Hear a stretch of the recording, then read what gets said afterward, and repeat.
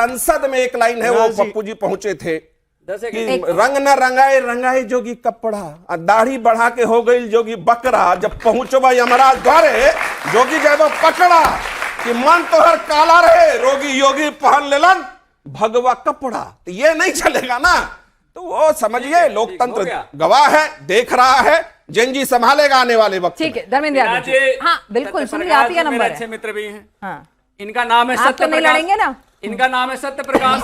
अबे झूठ बोले तो मेरी क्या गलती है, शक्ल ओमपुरी जैसी है सत्य प्रकाश, लेकिन झूठ बोले तो मैं क्या करूं। इन्होंने एक दोहा सुनाया है प्रधानमंत्री के लिए कि बच्चों के अभिभावक है प्रधानमंत्री जी। मुझे पूरा विश्वास है प्रधानमंत्री लोकसभा के सदन के नेता भी हैं, उनके जो सांसद हैं उनके भी अभिभावक हैं, और उन्हीं का सांसद खड़ा होकर लोकसभा में गाली देता है विपक्ष के सांसद को, तब इनको ज्ञान नहीं आता कि इंस्टा पे रील बना दे और अपने सांसदों को गालीबाज कहने से रोक दे। कंगना रनावत को क्यों नहीं बोल रहे हैं मोदी जी? एक वीडियो उनके नाम बनानी जरूरी है, जेनजी के लिए बना दिया ना, कंगना के लिए बनाना जरूरी है। मैं बार बार कह रहा हूं, इस जेनजी को एक कम आंक रहे हैं। रहीमन धागा प्रेम का मत तोड़ो चटकाए, टूटे से फिर ना जुड़े, जुड़े तो गांठ पड़ जाए। उस गांठ को सत्य प्रकाश आपका झूठ नहीं जोड़ पाएगा, ये मैं बता दूं आपको। अब मैं बुनियादी सुधार की बात करता हूं। पेपर लीक कैसे बंद होगा? एनटीए का चेयरमैन प्रदीप छत्तीसगढ़ का चेयरमैन था, छत्तीसगढ़ पब्लिक सर्विस कमीशन का, वहां पर्चे लीक होते थे। उसके बाद Madhya Pradesh public service commission का चेयरमैन था, वहां के पर्चे लीक होते थे, और उसको एनटीए का चेयरमैन बना दिया गया। 2024 में भी लीक हुआ, 2026 में भी लीक हुआ, और आज भी नहीं हटा। जो समस्या है उसका इलाज नहीं करोगे, रील बनाकर आप इलाज करना चाह रहे हो, इससे पेपर लीक नहीं रुकेगा। एनटीए के 37 पदों में 37 पद स्वीकृत हैं, 47 आदमी भ्रष्टाचार कर रहे हैं। वो कौन से लोग आ गए एक्स्ट्रा लोग? तो उन पे कार्रवाई की बात किसने की? चेयरमैन बैठा हुआ है, चेयरमैन को हटा नहीं रहे हो। तो आप ये मांग लेके मांग उठाइए। पेपर लीक होता था प्रिंटिंग प्रेस से, ठीक है। मोदी जी ने कहा हमने सेना का हेलीकॉप्टर लगा दिया है। हेलीकॉप्टर तो पेपर लेके जाएगा ना, प्रिंटिंग प्रेस में थोड़ा ना हेलीकॉप्टर रोकेगा। पर अब की बार तो पेपर सही रहा ना, नहीं लीक हुआ, सही रहा? और आगे पेन एंड पेपर को उसको कर रहे हैं। 669 नंबर से 139 हो गए 2 घंटे में, 2 घंटे में। ये इनका सही रहा। आपसे का सवाल जो टर्न बाय टर्न, पक्ष से बोला, विपक्ष से बोला, फिर पक्ष से, फिर विपक्ष से। टर्न, मैं ईमानदार हूँ, है ना? ठीक है, 10 सेकंड में मैं लास्ट बात पूरी 10 में कौन सी बात पूरी होती है? लास्ट चलो ठीक है, डन। भारतीय जनता पार्टी चोरी के लिए रिसर्च करती है, अच्छा, डेवलपमेंट और इनोवेशन करती है, इसीलिए इन्होंने इसके लिए एक स्पेशल सेल बना दिया। इनोवेशन तो कल प्रदर्शन में आपने भी किया। डेवलपमेंट एंड इनोवेशन, मैं बता रहा हूं कि भारतीय जनता पार्टी चोरी किस तरह से करती है। राम मंदिर में चोरी कर लेगी, ज्ञान के मंदिर में चोरी कर लेगी, रुक रहा कुछ नहीं है। और आप सनातन के साथ क्या करते हैं, भगवा के साथ क्या करते हैं? पप्पू यादव को साधु के वेश में बना के क्या मैसेज देते हैं? शिकायत उनके खिलाफ भी हो गई है। बस 10 सेकंड पूरे हो गए, 10 सेकंड पूरे हो गए, और नहीं मिलेंगे, एक्सटेंशन नहीं है।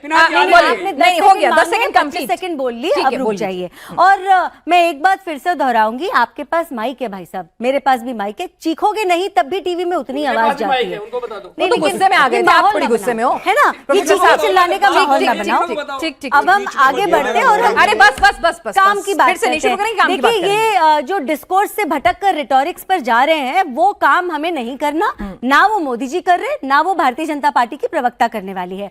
मुझे यहाँ पर बैठी एक युवती ने पूछा था कि प्रोटेस्ट के बाद बदलाव क्या हुआ है, आप हमको ये बताइए।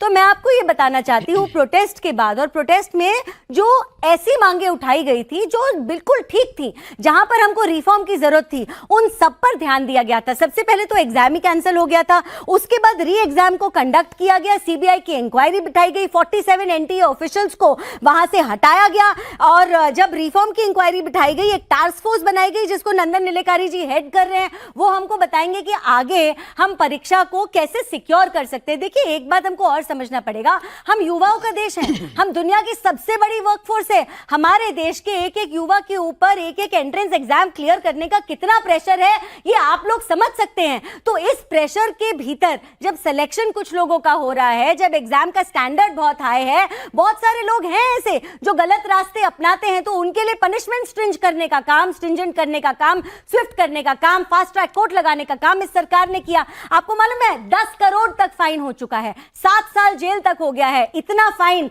किसी के मर्डर पर भी नहीं होता, इतना जेल लाइफ टर्म जो इनके ताहिर हुसैन को 28 बार किसी के अंदर छुरा घोंप के उसकी हत्या करने के के लिए मिला है, ये उतना बड़ा टर्म है। मैं इसलिए बता रही हूँ कानून और फास्ट ट्रैक कोर्ट तो बहुत सारे मुद्दों पे हैं चारू प्रज्ञा जी, पर मर्डर रेप रुकते नहीं हैं, तो इसीलिए कानून सख्त हो जाने से काम नहीं होगा, कहीं ना कहीं सिस्टम को लीक प्रूफ बनाना होगा, वो ज्यादा जरूरी है, क्योंकि सजा तो बहुत बड़ी बड़ी होती है, फास्ट ट्रैक कोर्ट भी होते हैं, को ही इंप्रूव करने की हम बात। लेकिन चारू जी इसमें भी कोई दो राय नहीं है ना कि छात्रों को सड़क पे उतरना पड़ा, इस्तीफा बार बार मांगना पड़ा, दबाव बनाना पड़ा, ठीक है, उसके बाद आपने कोर्स करेक्शन किया, लेकिन कहीं ना कहीं आप लोगों ने भी आने में, इसको एड्रेस करने में देरी की। देखिए, मैं आपको एक बात कहना चाहती हूँ, आप ये कहते हैं, आप और ये रिस्पॉन्सिबिलिटी से मैं पूछ रही हूँ, एक हमारे मंत्री जी ने मॉरल रिस्पॉन्सिबिलिटी लेते हुए कहा कि जब इतना सब कुछ हो रहा है, मैं अपना इस्तीफा अपने आप देना चाहता हूं। लेकिन क्या एक इंसान को हटा देने से नीचे से लेकर ऊपर तक के हर एक सिस्टम का बदलाव हो जाएगा? क्या सिस्टम का बदलाव हो तो एक स्टैंडर्ड ऑपरेटिंग प्रोसीजर बनाकर होगा ना, सिस्टम का बदलाव तो एक टास्क फोर्स का एडवाइस लेकर उसको सिंबॉलिक मैसेजिंग को पनिशमेंट भी होती है चारू प्रज्ञा जी। मैं यहाँ पर एक बात पर वापस से इफ आई अप्रिशिएट कि गवर्नमेंट ने बहुत अच्छे करेक्टिव मेजर्स लिए, आपने बहुत सारे सवाल पूछे, लेकिन मैं यहाँ दोहरा कर कहूंगी, यहाँ पर जो जवाब देने वाले हैं वो सिलेक्टिव है। आप मुझसे जो पूछोगी मैं जवाब दूंगी, जहां पर मेरे को लगता है कि हम बेटर एक्शन ले सकते हैं मैं वो भी मानती हूँ। इनके मुंह से एक बार भी झारखंड या कर्नाटक नहीं निकल पाया और ये दुखद बात है, इनके मुंह से पंजाब नहीं निकल पाया, ये दुखद बात है। आपका standard of measurement of integrity ये देखकर नहीं बदल सकता कि कहां आपका फायदा हो रहा है।